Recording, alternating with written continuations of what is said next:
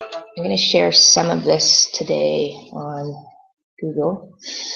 All right, so I'm here teaching a workshop. If you find perspective perplexing, and a lot of students do, you need to learn how to do a proper perspective for your portfolio, and also to be able to hit the ground running when you're in college and not be confused and be able to be on par with your peers.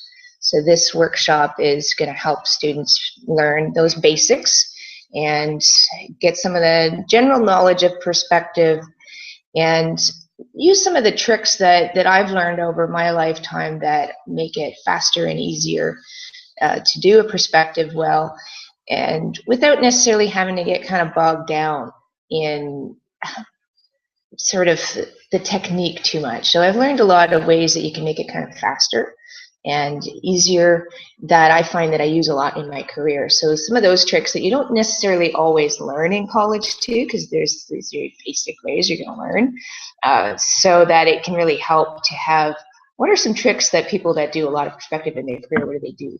So that's one of the things I'm going to share with you, okay?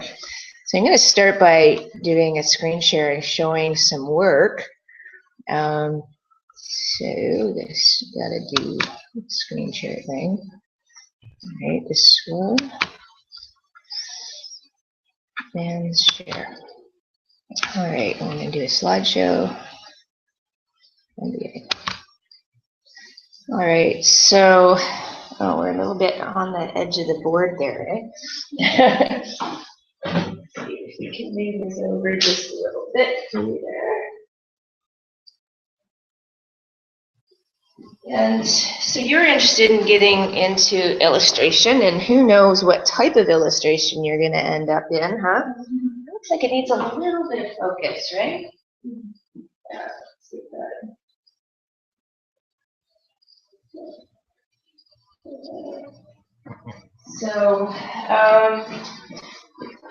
So I went into interior design first and ended up doing a lot of perspective drawing as part of my design career. And I ended up, and then I studied fine art. And so I ended up doing, kind of bringing the both together and became an illustrator of architecture. So, this is what I did full time. I mean, I was painting between 60 and 80 hours a week. And these are all examples. So the perspective drawing is the base, the first thing that needs to be made, and then the rendering, whatever method, right? So it's useful to know a variety of ways of making perspectives, and those are some of the things you're going to learn in college. 3D modeling, it's good to learn some type of 3D modeling program. Drawing perspective by hand. Oh, that one's in Guelph, actually, on Gordon Street. Do you know that building? No, don't recognize it. Gordon, just south of Stone Road. Yeah, and it really does look like that. It's cool.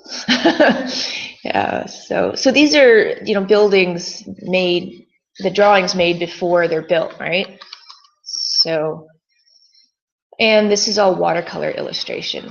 I found that like a lot of rendering artists that do architectural rendering use gouache, and I found it a little bit too stiff, and I preferred the look of watercolor. And I use it a little bit heavier than a lot of people do, but it does a really nice job. And that's just a plan looking down. This is up in Collingwood. So that's an elevation drawing. So it's just a flat view.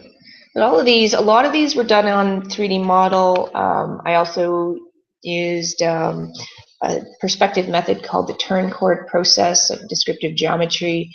A lot of my work, though, as a designer, I do freehand perspective sketching. So I'm going to show you today some sketch methods that are based on the method you'll learn in school. So in this, a lot of times I'm just doing quick, loose sketches. But I couldn't do the quick, loose sketch without the training they gave me in college, right? That sort of understanding of perspective. So the first one there was just my idea. The second one was what we had to present to the client. So this is still considered a concept sketch because it's not a measured perspective drawing. So those other ones that you saw that were fully rendered, those were very accurate, so that they look really realistic. So those are the types of drawings that an illustrator would get hired to do. So they'd hire somebody like you, Alana, or where this is in-office kind of sketching. So this is where you're not getting paid for this sketch, you're getting paid for the design. So that's a little concept sketch as part of a competition. There's lots of different ways a person can do a sketch, right, from vision. And so in your portfolio, a concept sketch that's, or a sketch that's from vision, that's perspective, to show that you can see and draw and understand what you're seeing, including maybe one of those. And then something that's from your imagination. We can really show something, really awesome. I don't know, a set design or something, or something that could be part of entertainment design, where you're coming up with what the background art might be. So you can show them your understanding. And there are a few required pieces, like there's a room you're supposed to draw, right, for your portfolio. So these are sketches I did when I was really young. This was my co-op job in college, and I got to work on the Coca-Cola building in Iceland. And then I actually was really cool. One of my landscape architecture students ended up in Reykjavik, Iceland, because, I, as an architectural designer, you design stuff all over the world, and a lot of times you never get to see it. So it was weird that here in Guelph, one of my landscape students ended up there, and I'm like, you have to go photograph the building for me. I've never seen it. So he went and took some photos. It was great.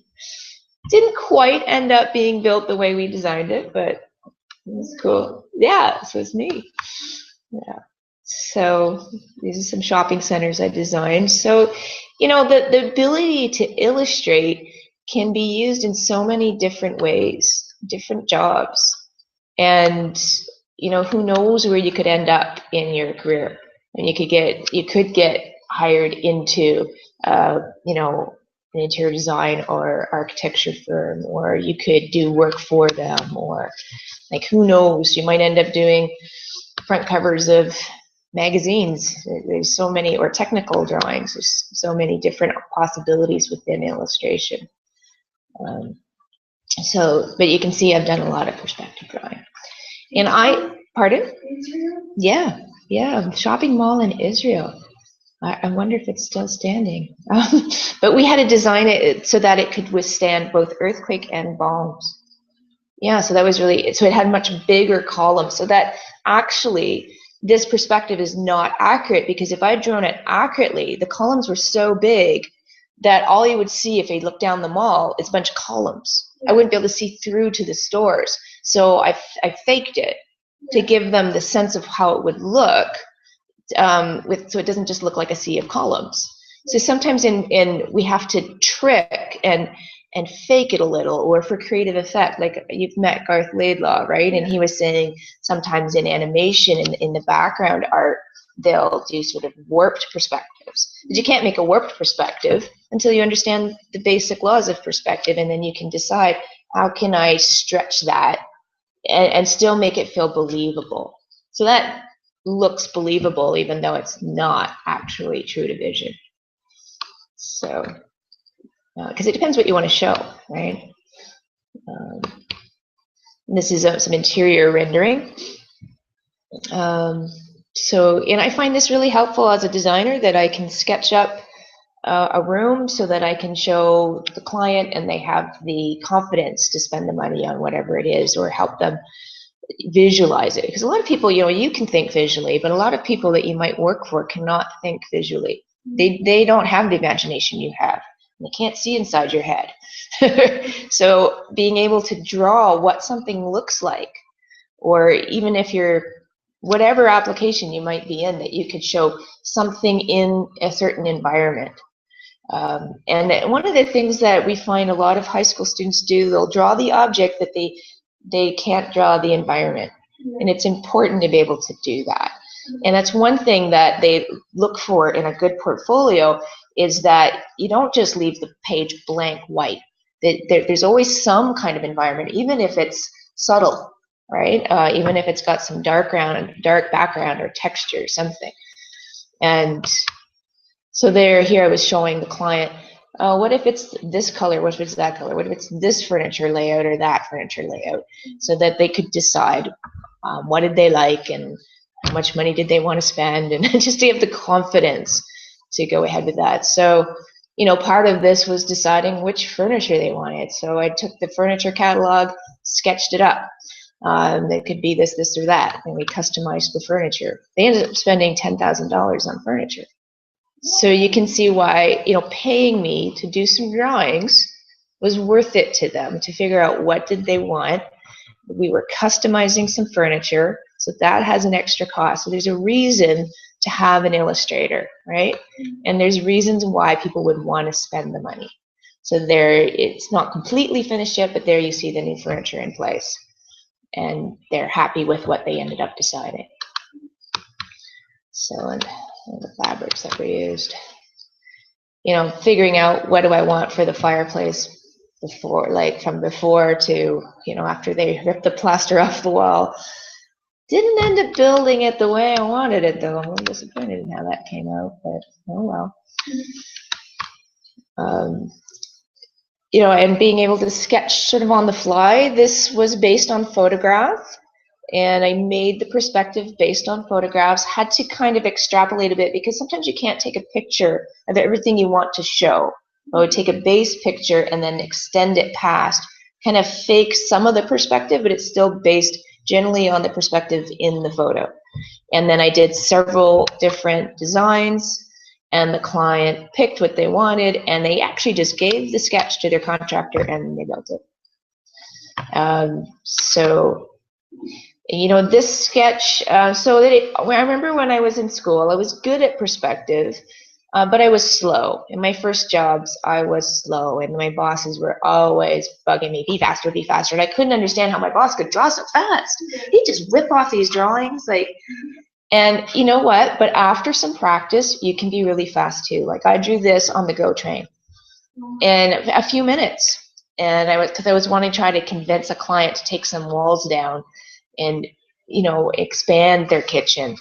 And so, and I wasn't getting paid for that, but if I thought I could show them and convince them, and I wasn't really spending, I was on the train anyway, so it wasn't like, it didn't matter if I didn't get paid for it. Unfortunately, they didn't go for it. but so it took me, you know, maybe 10 minutes to have done that sketch. So here's another concept sketch. So this is not measured, it's just visualizing, both for myself and for the client. So, but you can't really get to do this and make it look right without some training first. It does take years to get fast. So the first one inside the oval there, that's relatively freehand, but you can see that there is a vanishing point being used. You see those lines? Yeah. And then the client wanted a more exact drawing. So the one on the right, I had a more careful method. So what you see here is using a grid. Now those floor tiles on the right, those are actually rectangular floor tiles. But one of the problems most people have is they distort the depth. They don't understand foreshortening. Yeah. And things often look weird. Or if they're doing a 2-point perspective, the two vanishing points are too close together and things look distorted. So one of the things I want to teach you today is how to avoid distortion and what should look proper. And here's some of my paintings. I was trained in oil glaze paintings. These are copies of old paintings. They should have them beside the actual original, right? Yeah. I'll have to do that sometime, because they're, you know, I could be a forger if I didn't have a conscience. So some of my oil paintings, oil painting, pastel drawing. So these are all things you're going to learn how to do in art school. Because any of those schools that you've chosen, they're going to give you a really great education. And you definitely have the ability to do that. So Let's escape out of that. Now, what I want to start showing you, though, are some other knowledge-based things. Right. And I'm going to do a screen share. I'm going to do this. All right, so these are things we're going to look at this afternoon, how to do 2-point, how to create a slope, vanishing points of slopes, how to divide. We're going to look a bit at dividing this morning, so how to handle things like this. And, you know, when I was in school, I found that kind of stuff completely confounding. I had no understanding of it. Now that I've been teaching perspective for many years, it just makes so much sense to me. It's so easy. And once you get, if it's something's pointed out to you and explained, it starts to make sense. Yeah. And it becomes second nature to you eventually. Let's see. Next one. So what we're going to learn today is how to make a grid. Have you learned this in school at all yet? Okay, so this is something that's often taught at Sheridan College. Like if you take art fundamentals, in illustration there too, they often use the grid method. There's projection methods as well, which you may or may not learn. And hopefully they'll be teaching some computer skills to do 3D modeling. But there's certain times as an illustrator, it doesn't make sense to take the time to do a 3D model. There's times where it does make sense, and there's other times where it just takes too long. So we're going to learn how does this grid work so that we can actually place objects. Maybe I can bring that up a bit bigger so you can see it better. So you can place objects within the grid. So this is a nice little technique so that you basically make a grid that stands for a certain size. Let's say every grid there on the floor is 1 foot square or something like that. And then you can just count, once you have that grid, you can count off the number of squares for the size of whatever the object is, right? And then you see there's a grid up the wall too, right? And that helps you to figure out, like there's a little box sitting back here. Looks like it's, let's see, 1, 2, 3, 4, 5. Looks like it's 5 or 6 deep. 2 and a third wide, and then you go across to the position on the wall and up and then across. So it looks like it's 1, 2 and a half tall. So you can figure out your heights. It figures out for you the foreshortening. That if I had a box here, it's going to look bigger than the box, the same size box, deeper into the perspective, right? So it helps calculate the height changes because things keep getting smaller as you go back. It helps calculate the depths because things keep getting incrementally smaller as you go back. So that's one of the things that we're going to learn today, and then we'll be learning so that, you know, it's a pretty simple way, and there's 2 different ways you can do this. I use a guess method because I find that most of the time that's all I need. Garth was teaching character design one day in storyboarding, and he was saying that oftentimes in storyboarding they draw just a grid, a simple grid, so that you kind of get a sense of what's the lay of the land. Is it flat? Is it a hill? You know, how big is the space? So that even storyboard artists will use this sort of grid technique. Just as a sketch, though, it's not like measured exact. And so I'm not going to take the time to teach you the measured exact way. They'll teach you that in college. We just want to learn the principles, right? And that you can make something decent looking for your portfolio and be able to go into college with a basic understanding. So one of the things we're going to learn about is how to do sort of guesstimate perspectives, and using this idea of how do we calculate the foreshortening so that things look right, and make sure that there's an understanding of how things vanish to a vanishing point. And we'll be looking at some of the areas where students tend to have problems, like as soon as you try to make the depth, or as soon as you look up people have a hard time with that.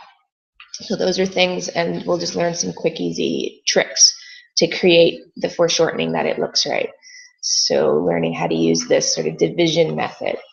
And I find that that's what I use most of the time. And now I understand how my boss could have done it so quick when I first, because I was really reliant on methods when I was a student, because I didn't have it kind of just in my head that I really understood what I was doing. I couldn't just whip it off, so I had to use a method, and that took time. But after a while, it's like it's in your mind, and you can whip it off really quickly. And for a lot of design jobs, there's no need to be really particularly exact. And if you're going to be exact, then you might as well do 3D modeling a lot of the time. We use some, even Google SketchUp. So that you might want to start at some point, maybe even next summer, or over the summer, just try out some free trial versions of different 3D modelers, and just start to play with them a little, or even just Google SketchUp. Yeah. And sometimes, using something like Google SketchUp just to get the base, and then you sketch over that with your style, because you've got such a beautiful way of drawing. So we're going to look at, and there's also perspective charts you can buy to sketch over, and some of the colleges use these lost in perspective charts where they already have it gridded out for you from different angles, and then you learn how to use that grid. I find as an illustrator, though, it's better to have complete control of what you want, rather than having to use somebody else's grid or chart, because you're better as an illustrator to really understand perspective of what you're doing, so you can create anything you want and be able to distort it at will. Because the problem of using an already made chart is you don't get to change it. And for you definitely want creative license as an illustrator, but understanding the fundamentals. So it's really, really, I think it's important to study perspective and to have a program at college that does teach it. And if they don't teach it enough, that you go and make sure you learn it yourself. So the idea here, we've got a back wall, let's say, and we put a particular scale grid on it. So usually something really simple.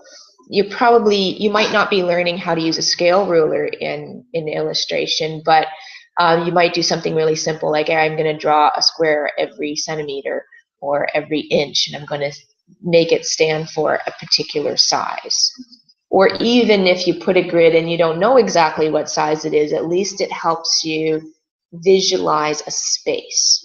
Okay, it's best to use it as a scale, though.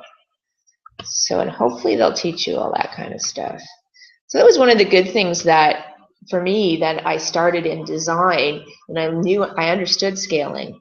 And, part of being an interior designer or an architect is that you know the sizes of things.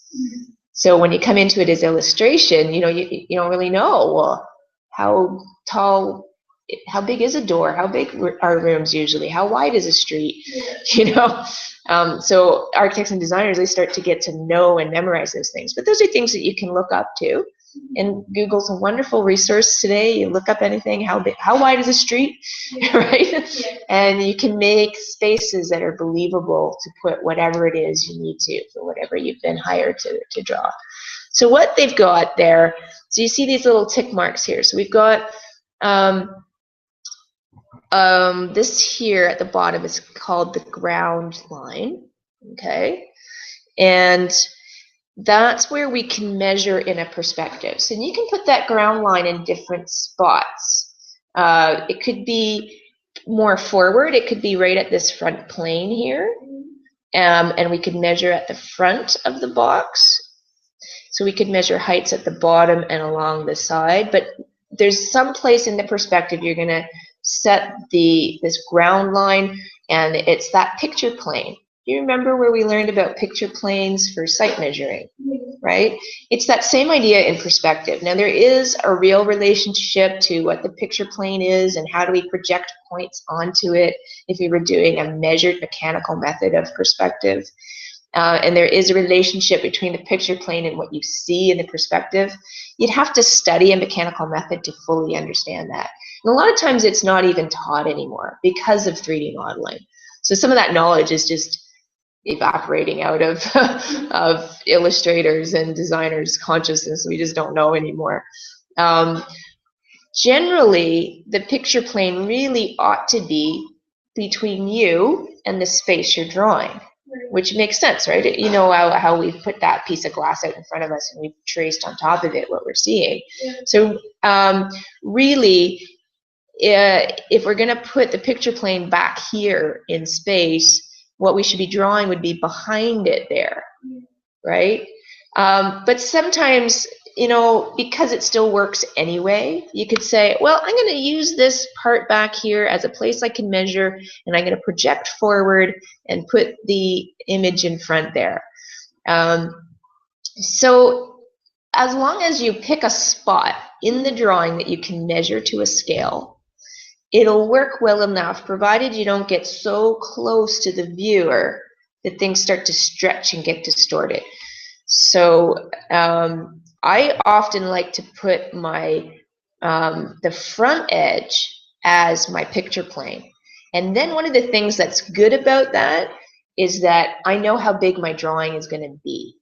Because when you start further back in your drawing, sometimes your perspective can grow outside the past of your paper off the edge, and you don't know how big it's going to be, and that means now you have to go get it resized.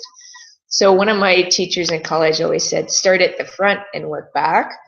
But it's quite common, especially in interior design, that people will say, oh, we're going to draw a room, we're going to pick the back wall of the room. Let's say it's that wall that we're projecting onto there. And we're going to start with that, and then we're just going to project it forward because it's easy, right? So, but once you're in school, you know, you're going to start to learn these things and understand them more and be able to kind of work around that.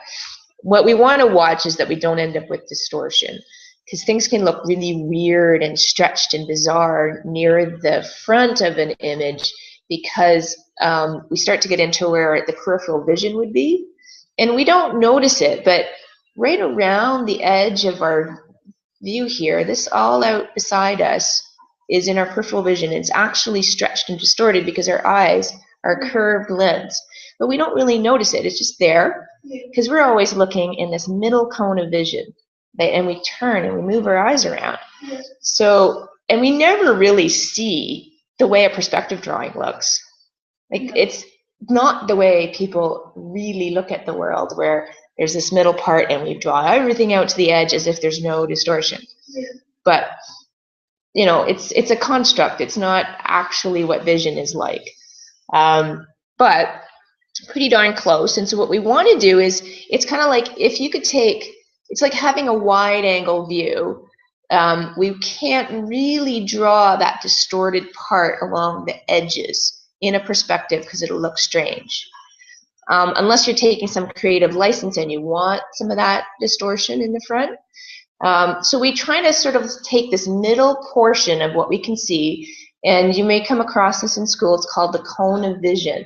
There's this sort of middle portion of what we're looking at that we can see accurately. And it kind of goes off on about a 30-degree angle in front of us. The middle stuff I'm looking at, you're in the middle there in front of me, and I can see all of that clearly without distortion. Anything out around my edges would be distorted.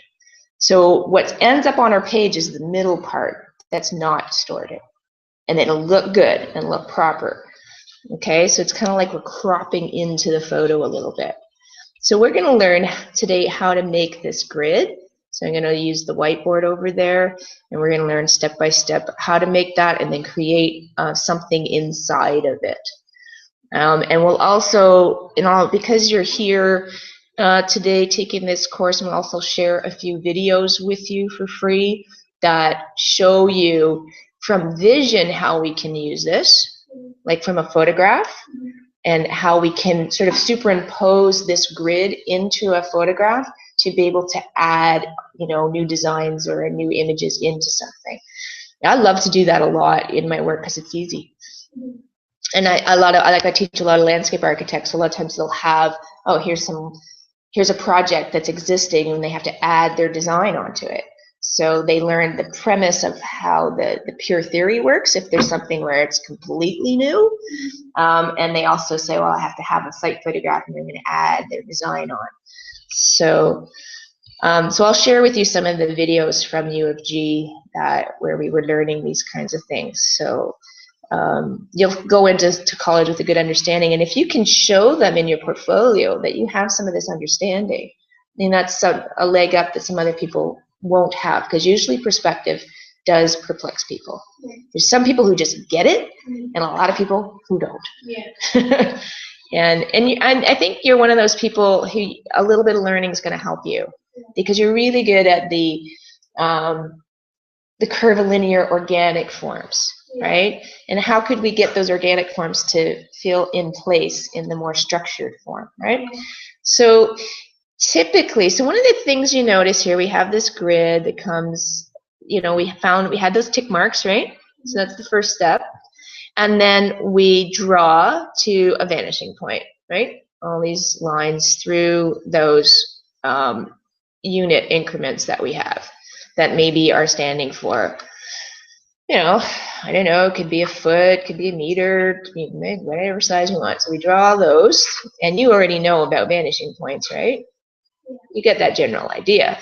And then what they're doing here is finding what's the depth, right? Because you know that things closer to us look bigger and smaller as they go back in space. So what they're using here, this point number 9, is called a measuring point or a depth point. It's going to show us what the foreshortening is. So in all of this, theory is based on what would a square look like in perspective. So I'm going to teach you about that today, and so that you won't have the distortion that most students get. So a lot of times when people try to do this little checkerboard grid, it looks like those are not squares in perspective. It looks like it's rectangles. Most people make things too deep. So if you can show in your portfolio that things are not too deep, it'll show a good understanding, and anything you draw will look right instead of looking weird and wonky, okay? So, but if you notice how when we draw that angle through the corner, I'm going to blow this up more so you can see it better. Okay, so we'll start with that. Blow it up just a bit more. All right. You see how that angled line goes through the corner there, the first unit, and then where it crosses the line that we drew to the vanishing point, we have the horizontal grid line now, right? It's as if we're drawing a bunch of tiles on the floor. So wherever that diagonal line crosses the line that we drew to the vanishing point, that gives us the depth for the next horizontal line. So this is based on, this is 1 point. So we're going to start with 1 point. It's the easiest. We'll look at 2 point this afternoon. There's measured ways to do grids in both, but like I said, you'll learn that in college anyway. I just want to help you get a basic understanding so that you can make your portfolio and go into school with enough understanding that you'll do well, right? So that makes pretty logical, right? You see that that's the diagonal line. So that basically, if I was looking down on that in a plan view, from the front corner to the back corner, if it's a square, so it's supposed to be a square, that would be a 45-degree angle in plan view. Does that make sense? Right? Because these would be 90-degree corners if we were looking down on it, straight down. But in a perspective, no corner can be a 90-degree, right? Because we're looking on an angle. And that's one of the errors people make in perspective, is that the corners are too close to a 90 because we know they're supposed to be. The other error people make, like I said, they make the depth too deep because that knowledge gets in the way. It's just like object drawing. Remember how drawing the cube was kind of difficult? Yeah. Like drawing that little candle that you had? Yeah. Because we know things. So we know that the width here is supposed to be the same as the depth.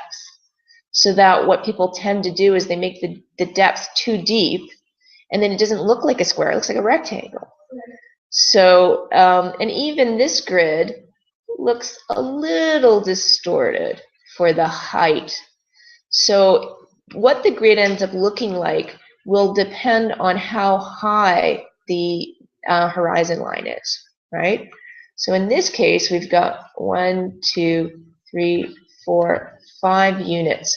So this would probably be, the person drawing this probably based this on the imperial system of 5 feet, right? Because most people, their eyes might be somewhere around 5 feet high. So what they've done is a natural eye level perspective drawing. So somebody standing there who's 5 foot, 3 tall or something like that, their eyes would be there, right? Yeah.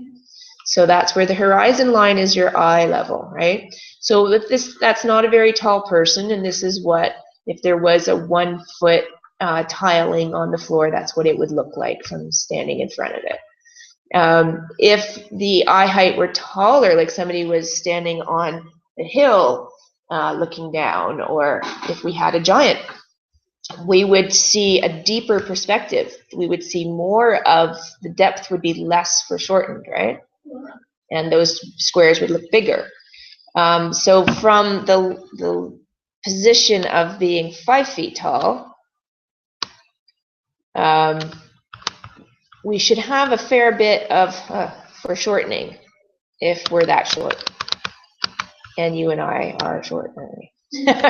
So we get more foreshortening than somebody who's got a foot or so on us, right? So this to me looks slightly deep, actually. So one of the things that when you're going to use a grid method, that measuring point here needs to be pretty far away. If we put it closer, it would create distortion, and those squares wouldn't look like squares anymore. They would look like rectangles. And so when you use a measuring point, you want it pretty far off to the edge of the paper. It quite likely is off on your drawing board, not on your page. And if you have a measured method, there's a very precise way to do this, measured out, like I said, you'll probably learn in school. Or you can sort of estimate to give yourself the depth that you want as long as it doesn't look weird. So what I often do, I'll stretch it just a little so that, like, for example, like that shopping center in Tel Aviv, I had those really fat columns. If I had made my grid the way it really would look right, then all I would see is a whole bunch of columns. Right. So I made it deeper on purpose as long as it didn't look weird. Mm-hmm. So as an artist and illustrator, we're going to play with perspective and fake it a little bit as long as it still looks believable. So I'm going to teach you about, and it all depends on this thing of where is the measuring point placed. Is it in closer or farther out? So the farther out you go, the less deep the perspective looks. The less the foreshortening happens quicker. Does that make sense? Okay. So that's what we're going to do now. We're going to learn how to do this a bit at a time. Okay. And then we'll put something in it and learn how to do that. Learn how to construct your depths and objects within that. Okay. So, and then you'll go off to college feeling a whole lot better, a lot more prepared. So we'll learn how to put these things in, and we're going to learn a bunch of trick methods. And it was interesting. I worked in Paris for a while, and they always said to me, "Triche." Yeah. It's like to fake it. Yeah. Yeah. And like I guess like my boss did in my first design job, that he just knew how to throw it together quickly, but it still looked really good. Yeah. So when I tried to throw it together quickly as a student, it didn't look good. Yeah. So yeah, it takes a little bit of practice, right? Yeah, so I'm going to just pull that out, stop that. And you and I are going to start looking at this step by step together. So, all right, let's turn off the projector. And so you're going to get a piece of paper out and tape it onto the board there. So don't work in your sketchbook, okay? Okay. This is going to be too small. So, yeah, that'll be okay. But you'll end up drawing on my drawing board bit, which is okay, right? what you might want to do is tape a couple of papers together.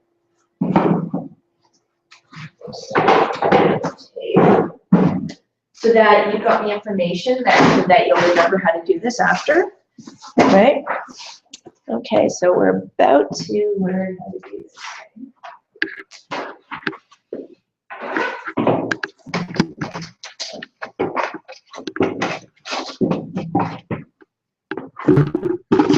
Oh, the side, not together that way, sideways. Make it long horizontal, okay?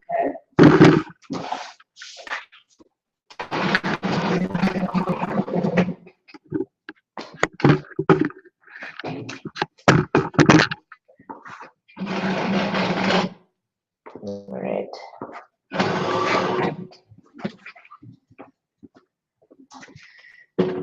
Because there might be, I don't know what course you're going to start with first, but you're going to want to learn. I'm just getting set up here. So if anybody's watching in on this, you can get, I'm going to share with you just a little bit of what we're doing here today. And then, so you have a little bit of understanding. Lights on. I'm going to tape it onto your board so that it's horizontal.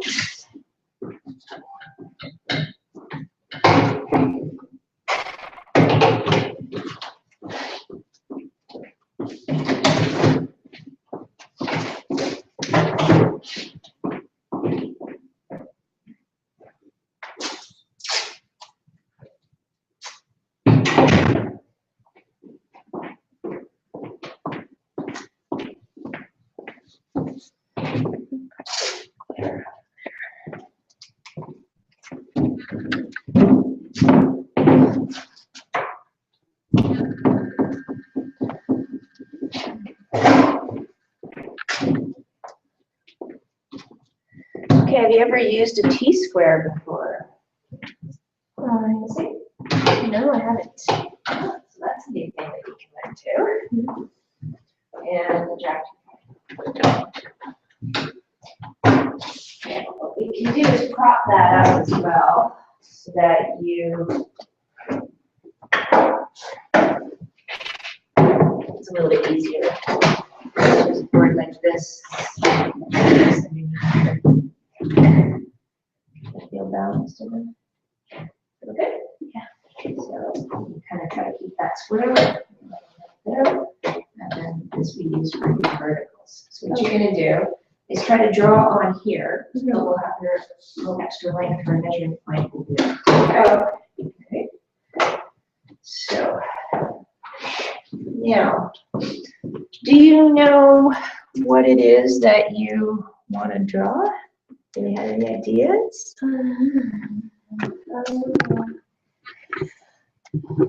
So, because for your portfolio, you're supposed to have a room drawing, right? Yeah. So, although it's generally from vision, right? Mm-hmm.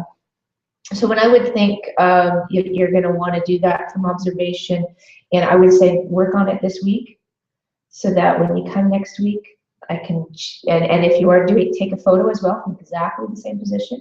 It may look slightly different because sometimes camera lenses are different than our eyes, right? But it'll be close, right? And so that I can look at what were you looking at and help you make sure that that's accurate. And even what we're learning today, you're going to find you'll be more able to observe and see what that is. And we'll also maybe do a sketch in this room today to help you learn how do I sight measure and set up a perspective from vision, not just this pure theory stuff of creating it, right? And then you can bring that with you. A good thing to do in your portfolio is not just do that one required sketch, but something else that shows that you understand perspective. So it's something that's from imagination. You can really, so illustration is two things: being able to see and draw, and then being able to draw from the imagination. And that's why perspective drawing gives us a way to draw accurately something that's, built environment that's square, that or even natural environments too sometimes have elements of perspective, right?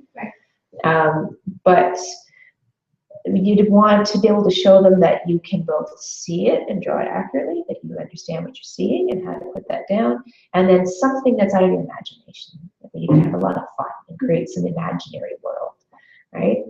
And if you have time, one that's very, accurate looking, and one that's distorted and playful and fun. And just, wow, if you've got time, because all your other stuff is really strong and good, right? Have you been able to finish most of the required pieces yet?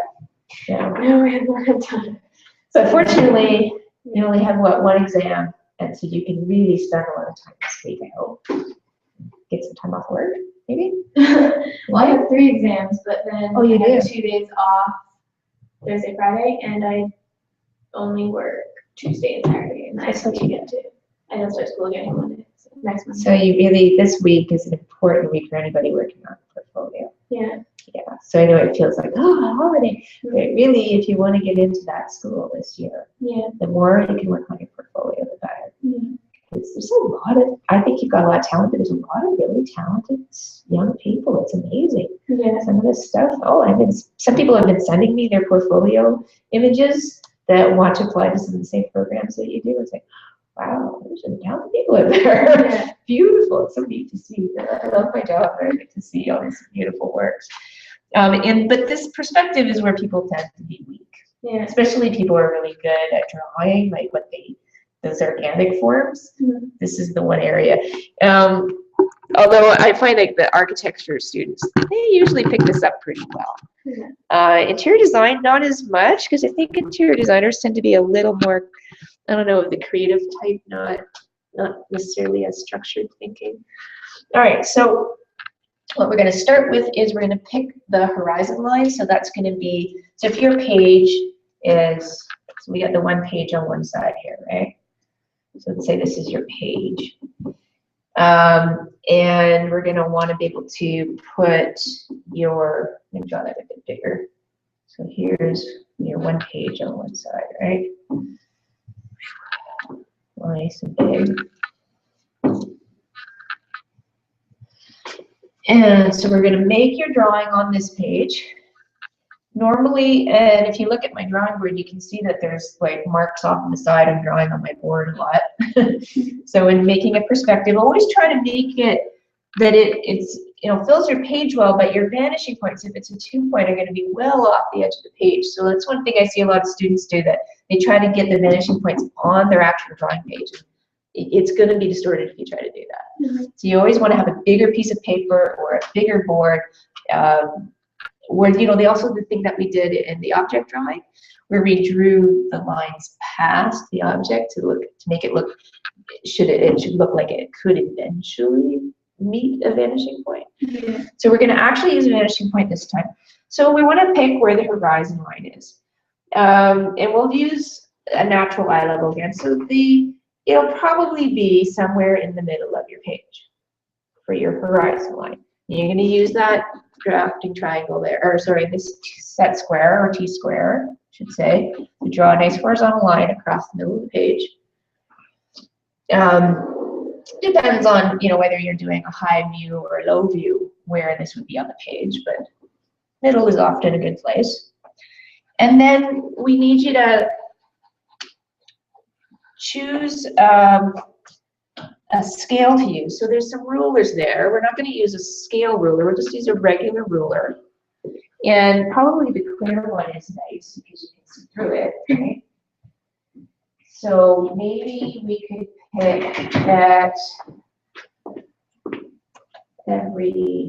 what would fit on your page as a height? We need to pick an eye height. So this is the horizon line, and then we're going to draw that ground line. So we want to measure down 5 units to the ground line. Now, how big is that going to be if we make it inches? Is it going to be too big on your page? Like right around here, so it's almost close to. So maybe, so it ends up, but does end up on your page. So what we could do is we'll make the front edge look like it's, the picture plane will be in the front edge. So it's like we're looking through a big glass window and drawing what we see behind it. Okay? So that should work then.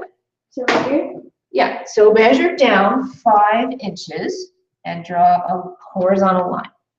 Okay? So I'm going to make mine twice as big. So mine's going to be 10. This is how my teacher in college said we should do it. But you will notice a lot of people do it the way you saw in that handout, the projection I was doing, that they'll start with the wall at the back and project it forward. So we're going to start at the front. And this way you always know it's going to fit. So this is the ground line. And the convention is to draw the ground line and the horizon line a little bit thicker. Nice strong line. Okay? So because once you get drawing, there's going to be a lot of lines that get confusing. Now, I asked you to bring a bunch of different colors. Did you? Yes. Good. So this is one thing we can do to make it make more sense and not be confusing, is that we can pick different colors for different items. So you might want to, a very common thing is to draw the grid in blue. Okay. And then maybe use red for some of the objects that we're planning. And then we don't switch to black until we've found where the object is, because we're going to draw it as if everything's see-through, like everything's acrylic boxes or something, right? Okay. Kind of like we did for the object drawing too, right? Right. So it's a very common in perspective. It's like drawing a wireframe. And whether you're drawing on a computer program or drawing by hand, it's like everything is see-through. Okay, so we've measured 5 units down.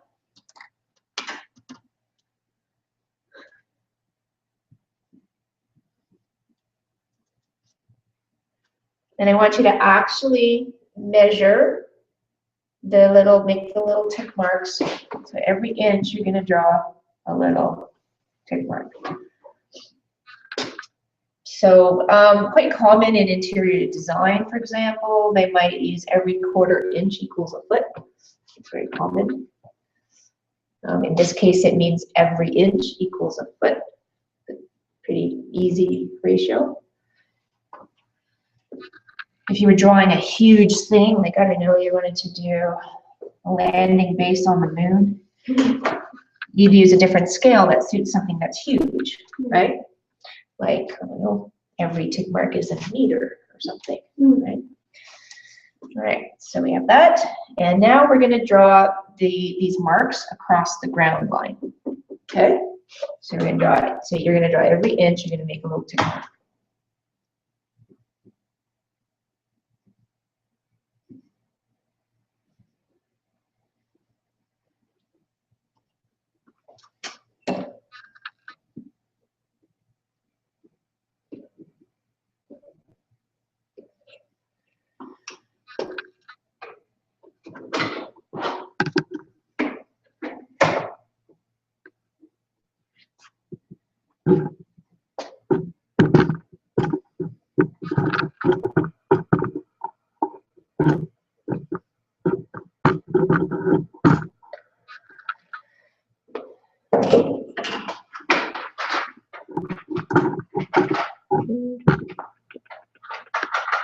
Trying to get that in view.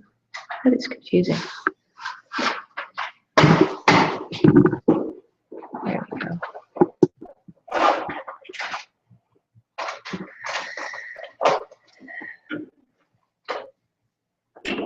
All right. So this is considered a 1-point perspective, right?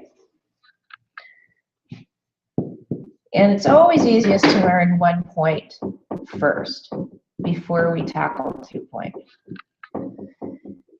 Now, it can be confusing though, or, well, 1 points can be kind of boring. So as an illustrator, I like to use them because they're fast. Yeah. And that's one of the things with illustration, you need to get a job done quickly. And so if you can do a 1 point and make it look interesting, it's good. So one of the ways to make a 1 point look interesting is don't pick a vanishing point that's dead center. That's boring. Unless you want, you know, a very symmetrical kind of image. There might be times when you do, right? So, but we generally avoid that and we put it off to one side a bit, and then we will plan to have our perspective. We try to pick a one-point perspective if we know there's some overlap in the design, there's something I'm peeking through to. We want to make sure it stays interesting somehow. So we're going to pick a vanishing point. So that's my vanishing point over here. And this would be to say that I'm standing right in front of here. I'm standing off to one side a little bit. Okay? So that vanishing point is our eye. That's if we're standing right here with our feet here in front of this. And so here we're standing. Actually, no, I'm standing right here. Okay? My eyes are on that horizon line and I'm right in front of it, actually. So actually I'm here. There. That's where it'd be. All right? So I'm off to one side of this room or the space we're looking at. And my eye, I have one eye closed and I'm looking. So, which is also not normal. We have two eyes, but a perspective view is like we're closing one eye, okay? Just like when you notice when we're drawing and sight measuring, we have to close one eye. All right, so there's vanishing.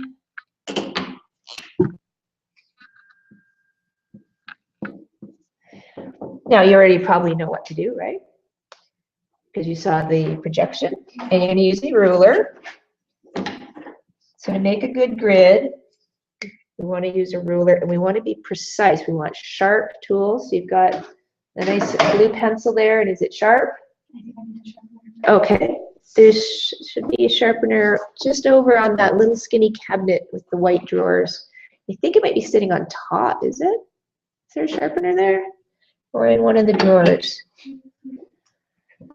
So we need to be precise where we're going to make mistakes.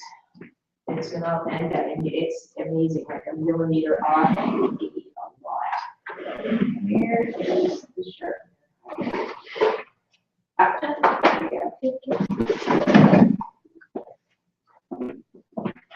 So when you're doing a perspective drawing, you want to be as straight and precise as possible. And one of the things that you'll learn is how to be good at drafting. That when you're drawing, you want to try to keep your drawing tool right tight up against your ruler consistently. So something in drafting, we call it pencil error, that if you turn your pencil against your ruler at a different angle as you draw, you'll end up with a line that's crooked. And you might think, oh, well, so what? But in a perspective, imagining that grid where you have that diagonal line running through there, if you're not accurate in how you draw, something's not going to add up and it's going to look weird. And a little space, it might be a tiny millimeter on your drawing, but that actually means it could be a whole foot or more in the actual space you're drawing. So we want to try to be relatively neat and accurate when we're doing perspective drawings. And that's one of the great things about going to college, where you get a lot of good practice and training and discipline, and you learn by those mistakes too of oops, right? And you find out what suits you too as an illustrator. That maybe you'll find you're really precise and you love, I don't know, maybe medical illustration or technical illustration, or you might find, you're the editorial type who wants to do magazine covers and album covers and things that are, really creative and not precise. But I can see that you could be a very precise illustrator from what I've already seen you do. But you'll have to see what you'll end up enjoying. So it's really, the college experience is awesome because it exposes you to so many different ways of working. And sometimes what you might assume about yourself, you'll find after being exposed to other things that, like I started out being quite precise. And I can be precise, but I actually don't like to be. I found once I went to fine art school that I ended up really enjoying really loose and expressive stuff. It took me a while to break out of my controlled way because I went to design school first and did all this perspective drawing. It took a while to loosen up a bit. But yeah, and now I kind of choose, do I want to be precise or do I want to be loose and expressive? And I think it's great to be able to experience both extremes. And I think ideally as an illustrator, even though you're going to develop your style and become known for style, I think it's a good thing to explore different ways of working, different styles, and be versatile. Because it just helps you be more employed. You do want to watch, though, that you do have a style. Yeah. And it depends particularly on the type of illustrator you want to be, whether you want to be one of those people that's known for a style and hired because of it, or whether you're somebody who just wants to be employed and get whatever job there is. There's really different approaches there, right? Generally, you're going to develop a style and be known for it as a professional illustrator. But it is good to still be flexible, that you could do a range of things. How is it that illustrators are able to get their own style? Because like every illustrator I see, all of their drawings look different. How is it that people are able to just kind of does that just happen? Or I think it happens. I think it happens over time, and that's one of the things that's great about being in college, because it exposes you to different assignments and an opportunity to explore and learn and sort of find a style, right? Yeah. And it'll come naturally from you. Every designer, illustrator, artist has sort of a natural way about them. You'll discover what it is over time. Because people do tell me that like I have my own specific style, but like I don't really think. I see it. You're developing a style. Yeah. And you'll find it'll just develop while you're in college. And you don't necessarily need a style yet. Yeah. And one of the things that I interviewed Clara Liu, and she teaches at RISD, Rhode Island School of Design. Excellent art professor, and she writes for the Huffington Post with a column called Ask the Art Prof. It's a great opportunity to get some really neat ideas, to check her article out. But she was saying that as an undergrad, you want to show in your portfolio a willingness to explore, that you don't have a style yet. You're a sponge ready to learn and try different things, and it really shows that you're a good candidate for education. But by the time you graduate, though, Yeah. you should consider, like, first, when you're first there, just learn, explore. Don't have any goal other than learning. Right. But by the time you're into your final year, you really want to start sort of looking at your work and develop a style, ideally, right? So that when you graduate, you've got a portfolio that says, this is me. Right. You've got something to present, and so that potential employers or clients can say, yes, I like this look. I want to hire this person for that look. Almost the way models get hired for their look. You have your portfolio, right? And a graduate portfolio looks very different from an undergrad portfolio. Okay. So by the time you graduate, you want to have that style, and you want to know that you're producing and showing this kind of work, and that's what you're going after. And you'll find out through your education what you really like, what area of illustration you're interested in. Mm-hmm. Or sometimes you can even have a portfolio that shows, here's this kind of work I do, and here's that kind of work I do. Mm-hmm. Or you can even have different portfolios for different things. Right. That you could have more than one style, so that you can show to, maybe you want to get some work that's in the more industrial sort of technical illustration. You might have your book of technical illustration. You might have your book of editorial illustration. Let's say you want to do the cover of the New Yorker, for example. You might have two different portfolios. So, but they'll teach you more about that when you're in college. And it's a good idea to talk to other illustrators. I really think if you could meet Michael Byers, he went to the program, one of the programs you're interested in, and he's a very successful illustrator now. And one of the things he did was that he as a student talked to other high-level professional illustrators out there, and he talked to them and he'd ask them questions, and they kind of be mentors for him. And he ended up really having a really rich experience as a student because of that. And then when he graduated, he was getting referrals. And you know, what a great thing, because people love to help students.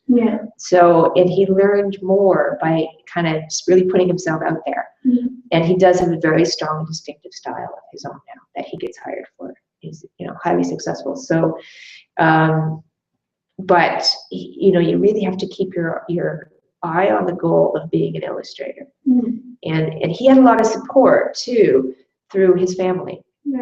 So he said that when he graduated, he lived at home for I think 2 years because his mom wanted to ensure that he could get work in his profession rather than having to take a job to just pay the student loan.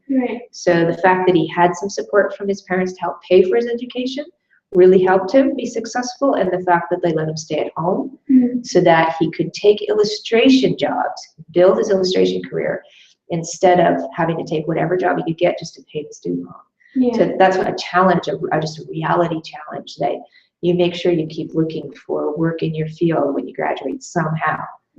And he's done really well, and all he does is illustrate now. So yeah, and he loves it. It does awesome work. All right, so the next stage now is to create the grid. Now this is where people go wrong. Okay, is they try to put the finishing point on their measuring point on the same page, and the thing looks too deep, it looks weird. So one of the ways to create a good perspective, so this is going to be a guesstimate method. It's going to be based on the geometry of a square. So one of the things that I find that's great about learning about perspective drawing, it helps inform our observational drawing too, and helps us get things to be more accurate. So if I look at a square, so remember we were talking before that if I draw a diagonal through a square, so we know that this is a 90 degree, right? And we know that if we dissect that in half, that we get 45 degrees in between there, right? So what we've got right now is we know this dimension right here, right? We've got one unit. So in this case, we're going to say it's standing for 1 foot, right? So we know this, we don't know that. We don't know the depth, right? So we see that this square would be here, and we want to figure out what's the foreshortening. So we don't know the depth. We can't take our ruler and measure it. Then if I did that, let's try it. I'm going to measure my 2. I had 2, you have 1. And then I draw a line. If I draw it, do you see how that looks like a rectangle? That does not look like a square, right? So it's not the same. So what I often do if I'm just doing a guesstimate perspective, I know that if I look at a square at the height that I am, and we're both at the same height, that I'm going to get a really foreshortened look to that square if I'm looking at it on an angle. And what I find oftentimes, this depth here is really so foreshortened that if I looked at it as a vertical, remember how when we sight measure? And we sort of check what's the foreshortening by checking vertically. How high is this from front edge to back edge compared to the width? And it's oftentimes about 1/4 of the width. That the height from front edge to back edge as a vertical is 1/4 of the width, oftentimes. Between 1/4 and 1/3, depending on how tall you are or how deep or small you want the perspective. So if you make the depth anywhere from, well, I say 1/5 of the width, 1/5 to 1/3. It'll look good. Right. Okay, so that's generally what typical foreshortening looks like. So let's see. So if I go half, quarter, and then we try it and we see, does that look good? Do I want that? Now, one of the things when we're starting at the front and going back, we know that the foreshortening gets smaller and smaller and smaller and smaller, right? And it sort of speeds up as it goes back. So I don't want to start with something too smaller. It's just going to be tiny, right? So you want to expect a little bit of distortion in the front, because that's normal anyway, and it feels believable because we do always have that when we're looking around. So I probably would not pick that. If I was starting at the back angle though, let's say we had started drawing like we saw in the handouts or the projection I had from the PowerPoint presentation there. If I'm starting at the back, I should start with a smaller percentage, right? Because as I come forward, it's going to get bigger. And if I'm starting at the front, I might want to start bigger, and because I know it's going to get smaller and smaller as I go back. Does that make sense? Yeah. Okay. So what we might do is let's make it 1/3 and see if that looks good, so that I don't mind having a bit of distortion at the front. But if my wall that I started with was at the back, I would start with the smaller increment so that it stretches and it looks decent. So I often find 1/4 for this height is really good to give me a foreshortening that looks natural, okay? All right, so let's see. So you can actually measure it, or I usually just visually guess, because I don't like being that precise anymore. But if I was going to measure it, so we're saying 1/4 to 1/3, be like that. So what is that?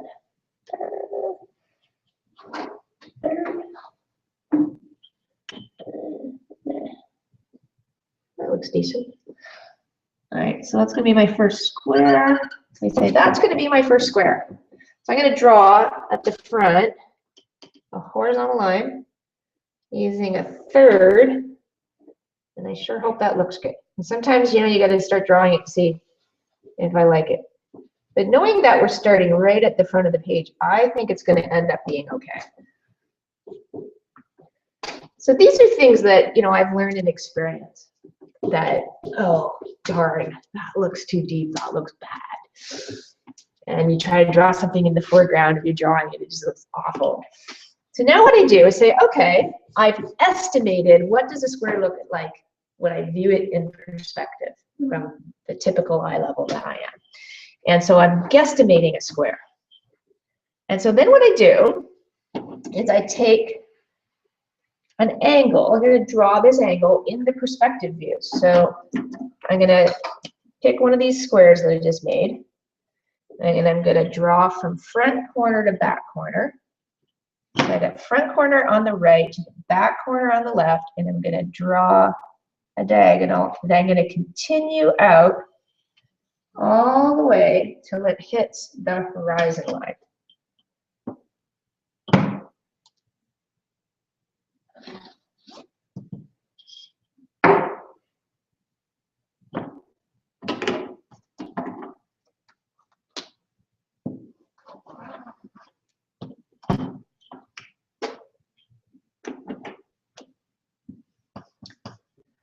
And that is going to be my measuring point.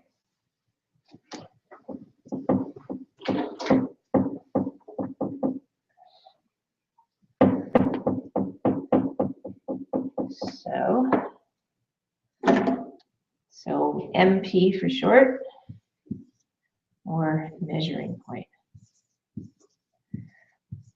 A good book that teaches this, it's used a lot in college, is written by Francis Ching.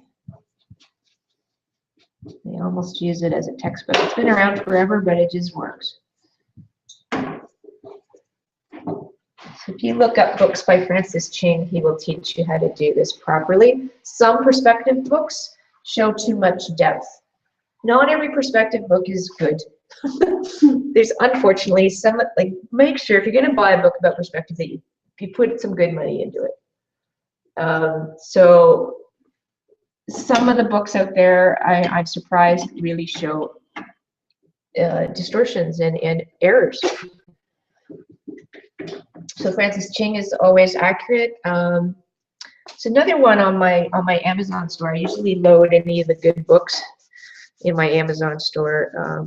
The Complete Guide to Perspective, really a great book. It's got everything you want, from creating shadows to angles, everything. It's excellent, and it's really graphically laid out beautifully. It's really great examples. It's an expensive book. I think it's close to $200. It's got everything. It's excellent. I highly recommend it. Maybe you can try to find it used somewhere.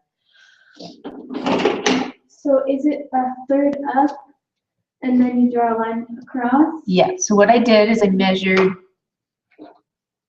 1/3 of the width. Right. So I just broke the front edge into thirds, measured up vertically 1/3 of the overall width at the front edge, drew a horizontal line. So, and I would only use that depth if I'm starting at the front of my drawing, estimate page. If I did that at the back, if my wall where I was measuring was back here, it's smaller if you're starting at the back.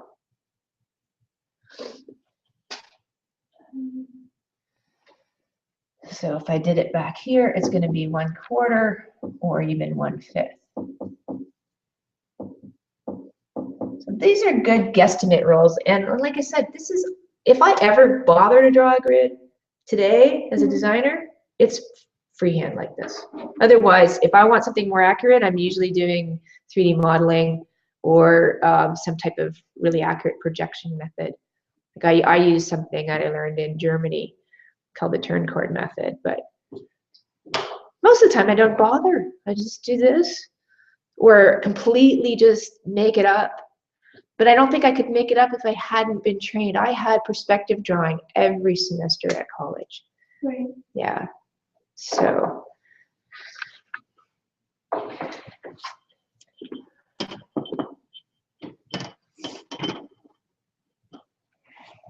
okay, so can you guess what you're gonna do once you get that? Are you still working on getting it? Yeah, I'm trying. Okay. I'm having. Do you need some help? I'm good now. I just don't. It's really. I don't want it to like not be a third or too big. I don't want it to be too big. But. Use your T-square. Because if that is tilted, it's not gonna work out. The grid, to make it work, it's gotta be accurately drafted or it's not gonna line up. It's gonna. So it's fun when I teach this in landscape department at U of G. We get 60 students in a class. And you know, we go, okay, here's the first stage, everybody do it. The second stage, everybody do it. And it still gets confused. And then we have to have 2 profs plus a TA. We start at either end of the room and work our way through. It's a lot of students to be learning this. And I used to have classes at Sheridan. We'd have anywhere from 15 to 35 students in a class. When I found if I had over 30, it was almost impossible for everybody to understand what they were doing, because I wouldn't have time to get around to everybody and make sure they understood. And so you would think, like, I teach this step by step, and like at U of G, and people still don't understand it, even though we do it step by step, because some people just don't think this way. Yeah, and then they get lost. And they get lost, and then they're like, they missed a step, and they're like, what? So. Okay, so that. Let me have a look at what you're doing over there.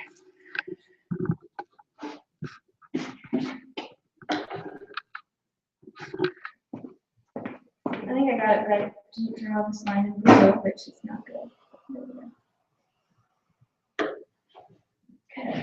Okay, so then so that's not a third of this, so this is a third.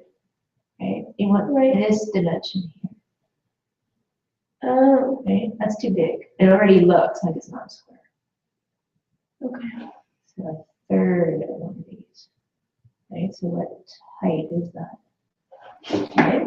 So yeah, 50 divided by 30. So then you take that dimension. So what is that? Oh, it doesn't look right to me. It's the way those marks are hard to see.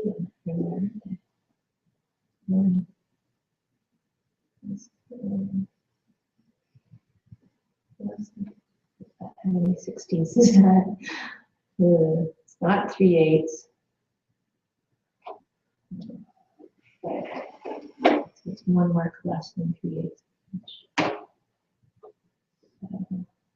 1, 2, 3/8. A little bit smaller. Okay. It'll look better. That's a little bit distorted.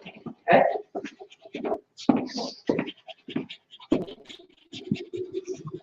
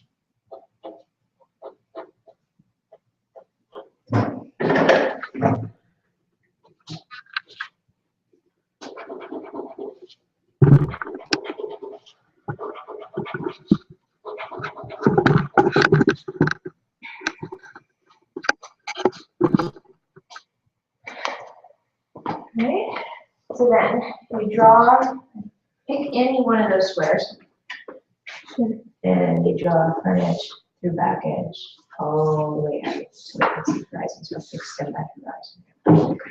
So if you find this ruler, but some people do, and right. But some people, what they'll do with the T-square, they just flip it over for drawing their long lines, and then flip it over to their wanting to draw. Okay. All right. Great.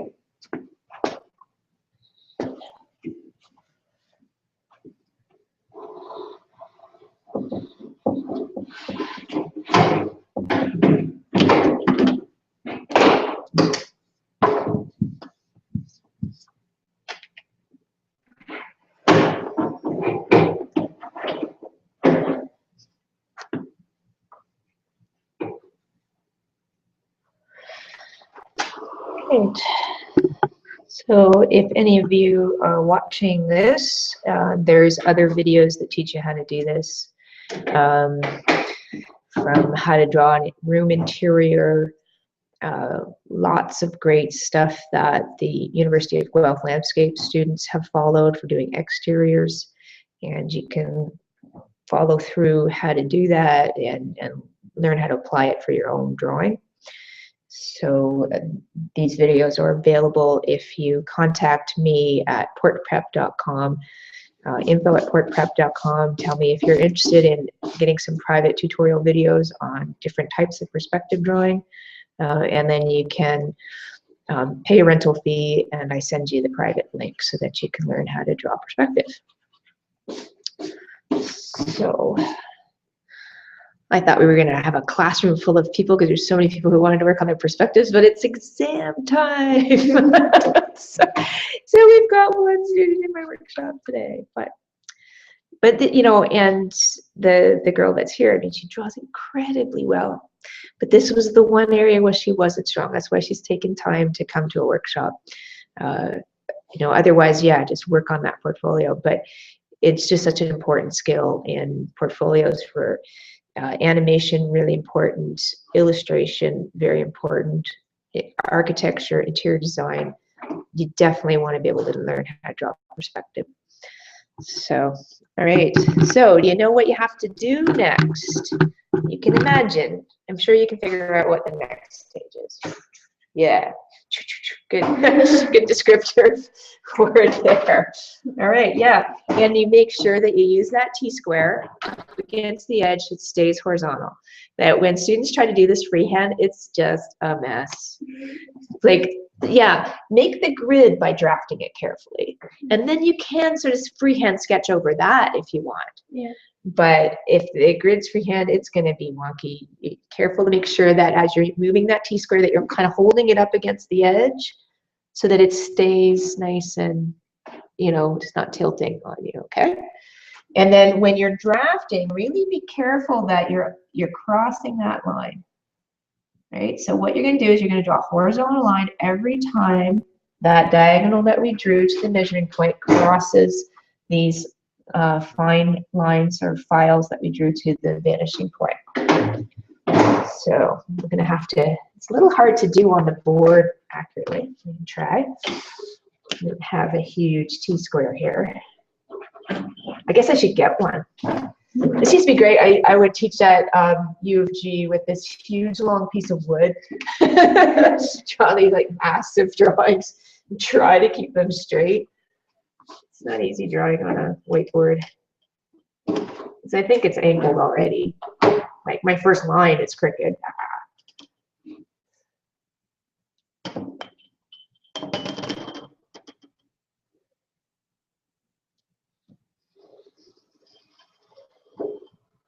You want nice, sharp, accurate lines that remain horizontal. Really try to make sure you're hitting that intersection accurately, or it's gonna, you'll notice that one square looks bigger, one looks smaller.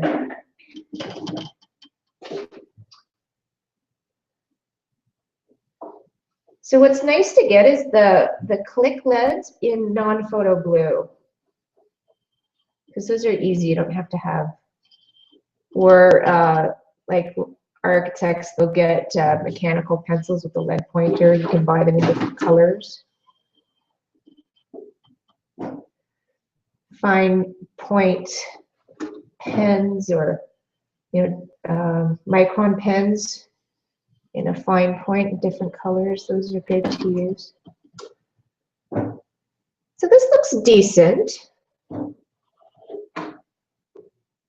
I think it's a little bit distorted. It's like 1/4 is more accurate to vision for your foreshortening, but I find that it often looks too tiny to make a nice drawing. But it still looks reasonable. Like it doesn't look like rectangles. So oftentimes that artists will slightly stretch the perspective so that you can see things and things don't look too like compressed together. Or you pick a higher vantage point than 5 feet. So oftentimes architects will pretend everybody's 6 feet tall.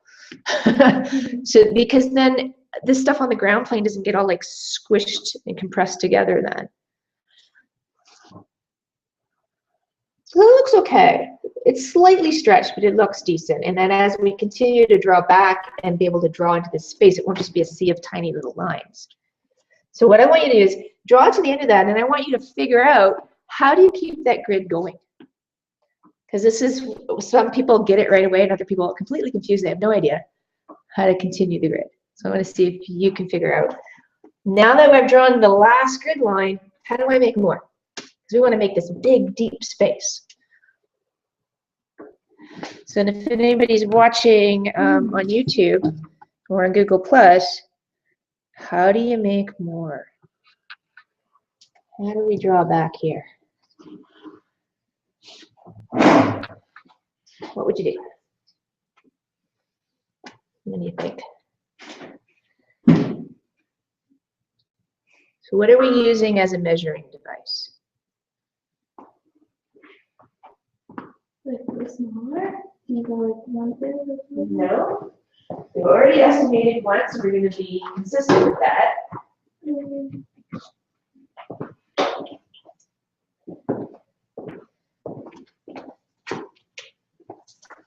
It has something to do with that diagonal line.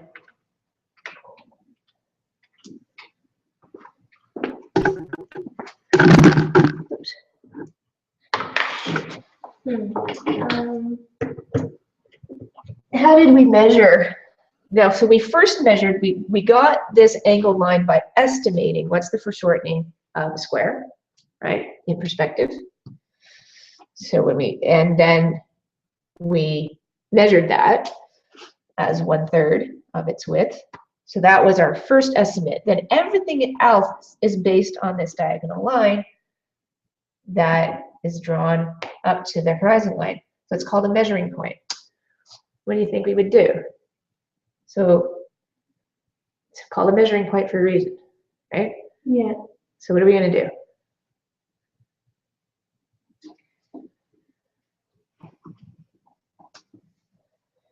Measure. I don't know. You wouldn't go from here because that would be more. No. I think that we have to use this thing. We made this measuring point for a reason. We can use it again. So this is going to calculate our foreshortening for us, this measuring point.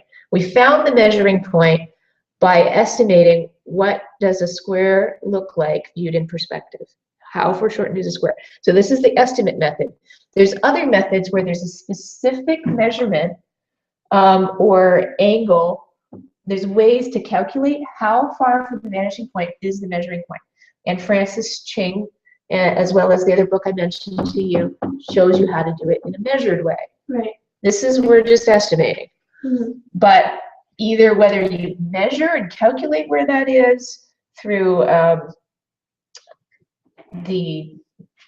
well, basically you go down below here and you draw a 45-degree angle and it tells you where it is. But anyway, like I said, you'll probably learn that method of making a measured grid in college. We figured it out by estimating a square in perspective. We drew that diagonal up to the horizon line. Now we have the measuring point. And now we can keep using this thing to figure out our depth. So if we drew a diagonal like that, where would we draw the next diagonal so that we can make more grid? The other one? No. So you're getting there.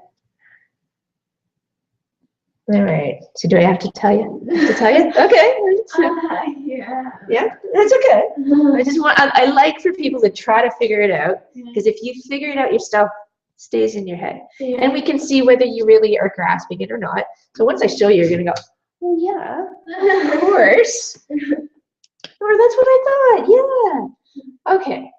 So we're not going to measure again. We're going to use the measuring point. And so from, my ruler's not long enough. Okay, when your ruler's not long enough, you stick two rulers together like this. Or I could just borrow can I just borrow the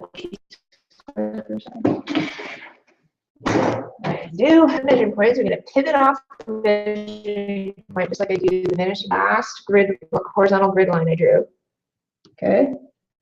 And draw a diagonal from there to that. Yeah. All right. And then what? Now what do you do?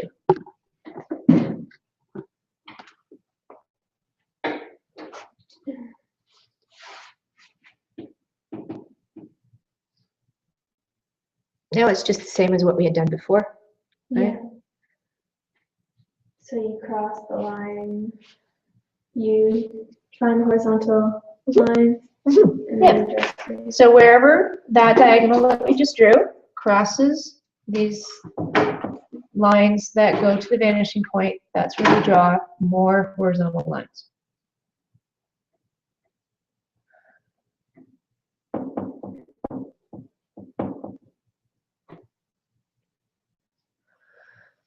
All right, so where's my ruler?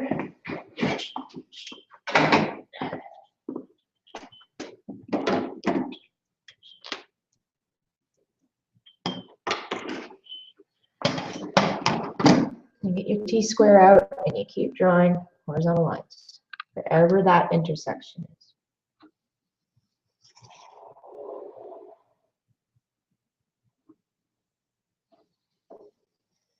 Oops.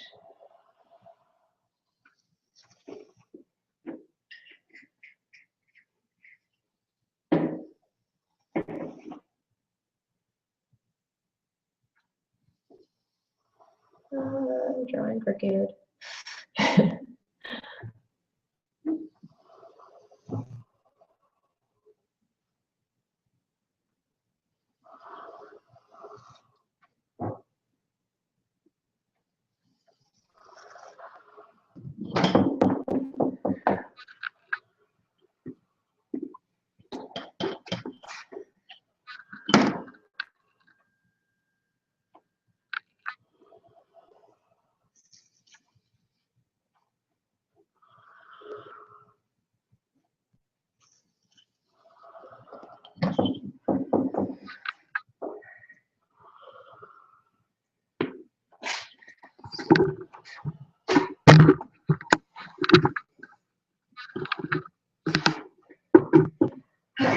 All right.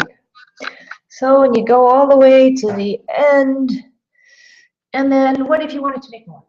What would you do? Would you do the same again? Yep. So if you wanted to make more, but you can see you don't need it all. Yeah. It's probably good enough. All right. Okay. Now, if you wanted a bigger space, let's say you want more space, but we've just got this sea of lines, right? Mhm. And you say, well, that's just crazy. I can't keep drawing all those little lines. What you could do is say, what if I draw every 5th line? Okay. So that I know now it's every 5 feet. So in that case, if or every 2 lines or whatever, so that you would say, okay, I'm going to make a bigger grid now. So it would mean that every 2nd line, you might draw a grid line so that you can continue figuring out the depth of your space and where things are, but by using every 2nd line. So you would draw another diagonal. So can you do that? Because there's nothing like doing it to make sure you understand it. And doing is what makes us remember. If we just are told something, it's very passive. It doesn't go in our brain and stay there. So if I want to do every 2nd line, so I can keep my space going.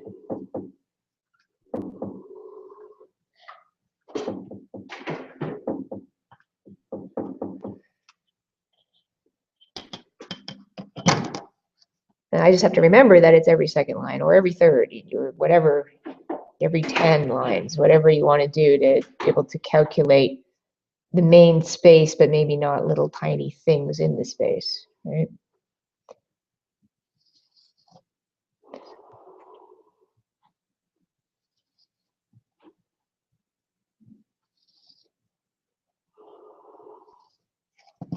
Now we have to remember that those are now rectangles. They're not squares anymore. They're rectangles. So what I could do if I want to make sure I see them as squares, erase out center portion.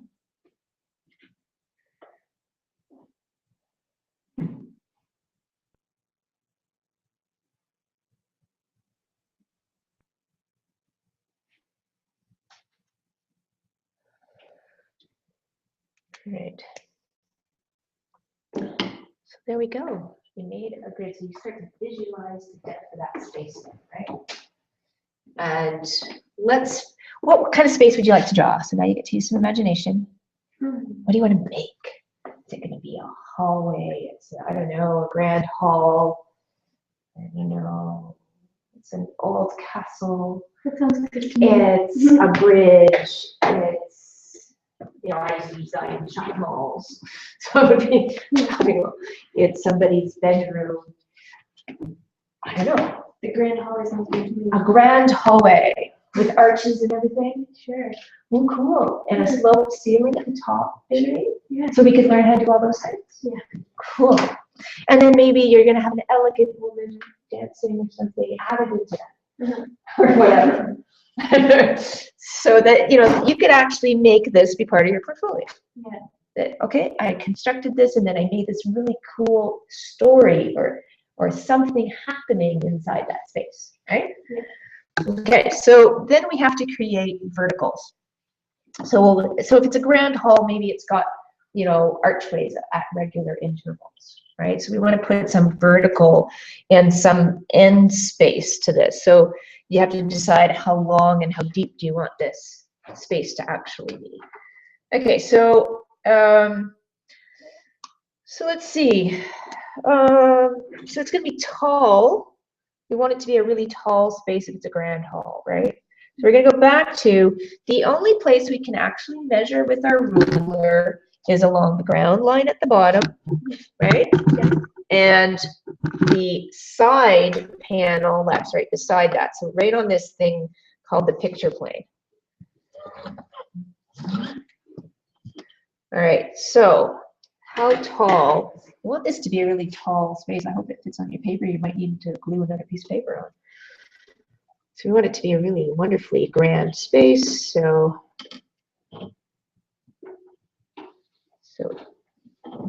you're going to have to measure, draw a vertical line and measure up.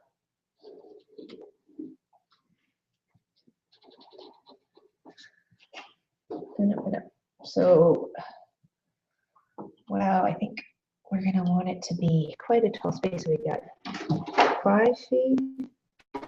1, 2, 3, 4, 5. That's not a bit of money. 10 foot is not high. Like that's just a really nice height in somebody's ceiling in a home, but grand hall. I got 10 feet too. Yeah, I think you want to put a piece of paper on there on top. So a grand hall is at least 15 or 20 feet tall, don't you think? Yeah. A nice, high, elegant space or something, right? So now you get to be an architectural designer too for this space. Imagine some wonderful space, and then what kind of really cool things or characters could you put inside that? So yeah, this can be a great piece for your portfolio, but to use this opportunity so that this time isn't just learning, it's doing a piece for your portfolio. And so this would be the construction. So typically for perspective, we do a rough construction first. And what some students do, they'll make a grid and they'll keep the grid and reuse the grid for other things as long as it applies to what they're drawing. I often make a grid for whatever I'm doing because every situation is sometimes different. But what they'll teach you often in school is they'll have you make a proper grid, you get it laminated, you keep it for forever, and you just keep tracing over it with your tracing paper. Do you want some scissors to trim off your torn bits, or? There's scissors over in that cabinet. But a grid can always be reused if you keep it. Not necessarily job for job, so it saves you time. So, but what we'll do is, do you want a piece of tracing paper to draw on top, or are you just going to draw your whole space right on your page? You can decide. It's hard to say. So, Yeah. I have a roll of bigger stuff here. So when it's a good idea to draw, you're strong enough that you can see through onto tracing paper. So a lot of like I said, the students usually in college, they'll make a proper measured grid and draft it in black, laminate it so you can reuse it. So you could even draw on it with markers and then wash it off too, right? So it's a handy thing to use. So we're going to create this tall space, and you're going to have a rough construction. You'll end up doing a trace over or a transfer somehow for your final, drawing, where you end up doing your beautiful. Your line work is so nice. Mm-hmm. So, and we can use some of those things that that Garth taught us about line work, right? If it's going to be a line drawing, what's in front is thicker, sort of atmospheric perspective. What's in the back, it's thinner. Plus, you're going to pick the direction of light. That lines on the highlight side will be thinner, lines on the shadow side are thicker. Or you might decide to do a tonal drawing or a rendering of some type, right? Yeah. So you'll have your rough construction. That could be part of your portfolio, perhaps, as well as your final piece, depending on what you choose to put in your portfolio, what seems right to you.